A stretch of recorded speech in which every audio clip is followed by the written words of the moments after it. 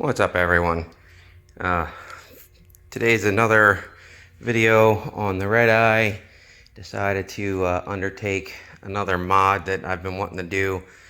These actually just came in yesterday, and I decided to put them on the car today. Yesterday, when I did the first video on the Redeye, I talked about how I wasn't happy with the factory mud flaps, mud guards, rock guards, whatever the hell you want to call them. You can see how much of the tread of the tire is still exposed. To me, that's not enough coverage of the tread. I'm sure that's why they put the PPF film on the face of the back fender, or the back flare here, to kind of protect, since they know that that's not going to cover it. So as I mentioned with the first video, these here are JLT Performance rock guards. Unfortunately, because the car does come factory with front rock guards, they decided not to make ones for the front.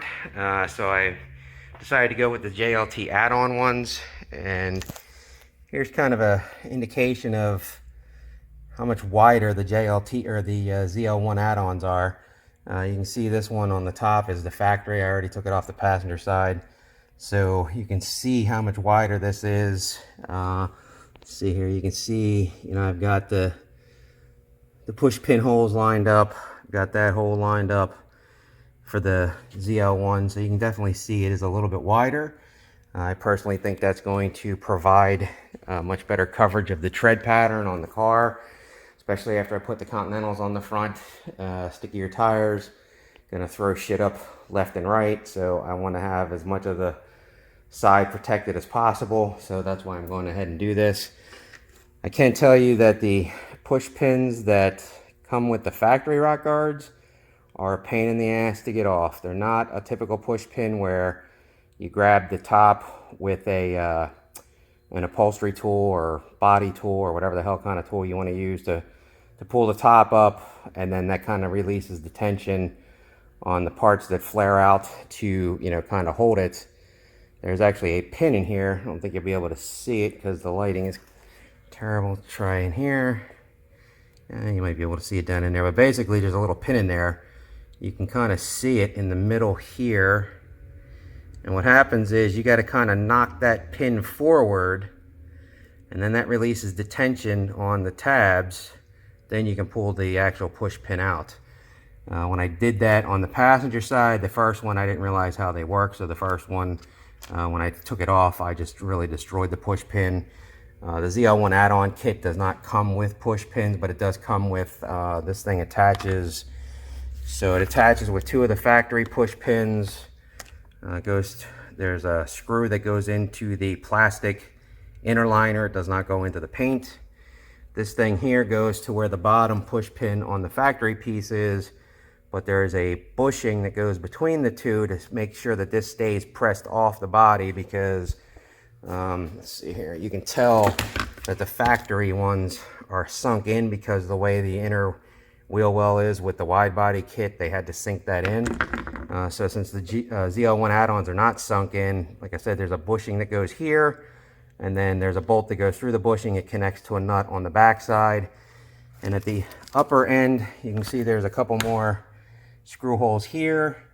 So those screw holes again go into the plastic inner wheel liner, not going into the paint of the car. Initially I was concerned. I didn't want to use screws, but after seeing how it lined up, everything works out all right, so I did that. So what the kit comes with for the ZL1 add-on front rock guards is it comes with the bushings, comes with the bolt and the nut for this, comes with a long screw for this, because this is actually this hole here. And since this is actually sunk in, but it's not sunk in on this, they have to use a long screw to hit the inner liner. These use two factory push pins, but luckily I had a kit that had push pins that I'm using instead of using those damn things, because they're a pain in the ass.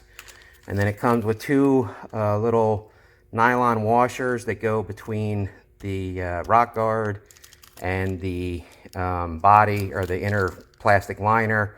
So the screw goes through this, then through the washer, and then screws into the plastic liner. So the kit comes with everything you need for these holes, that hole, and that hole, And you just either have to reuse the factory push pins or have your own push pins for these. Okay, so here's the driver's side ZL1 add-on rock guard installed. You can see that top screw there is actually in the plastic wheel liner. Same with that screw.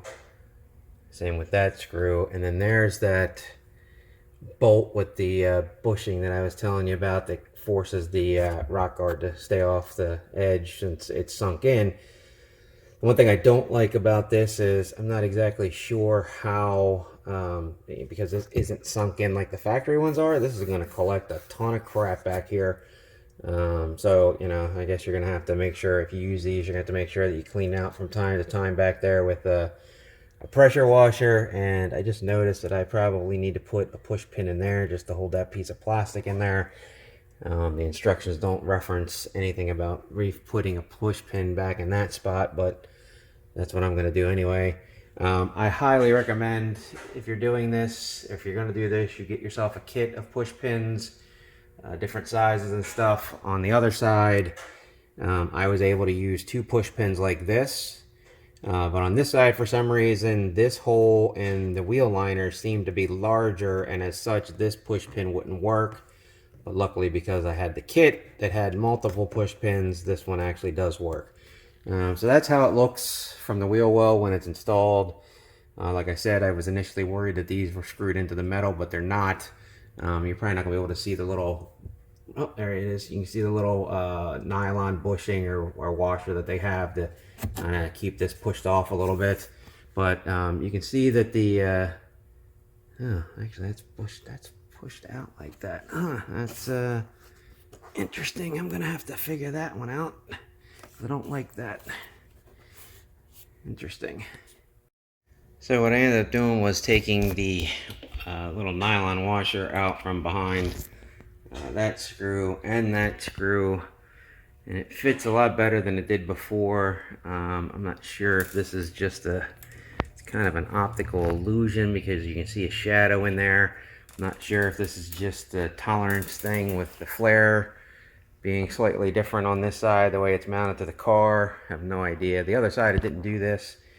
But you know what? At the end of the day, I just took the bushing out, the little nylon washer out, and that's pretty much how it's going to stay at this point. So while I was going to be pulling wheels to do the front ZL1 Rock Guards, I decided to do another mod that I've had for a while. Haven't done yet. That's the LED side markers. And I don't know why Dodge doesn't do this right from the factory. This looks so much better than the little 1 inch of light at the top of the regular reflectors. Here you can see what the tinted tail lights look like. You can still see plenty of the racetrack ring through it. And then here's the other side markers. So originally I was going to get the diodynamic side markers because I'm sure they're a better quality than the ones you can get off of Amazon, but when I went to buy them, there was a 6-week backlog, so I ended up going back to Amazon and pretty much getting the same lights that I had on the old car. Interestingly enough, unlike the Challenger, the Charger wide body has the exact same side markers. So if you have a current regular Charger and you've changed your side markers, if you plan on getting a wide body, you can take your side markers off and keep them and then put them on the wide body. But I left mine on the old car because I just didn't feel like putting it up in the air, taking the wheels off to get inside the wheel wells and all that other fun stuff. So the ones on Amazon are cheap enough. They're only $99 for a full set, so I just decided to buy another set. So anyway, there's another mod that was done today.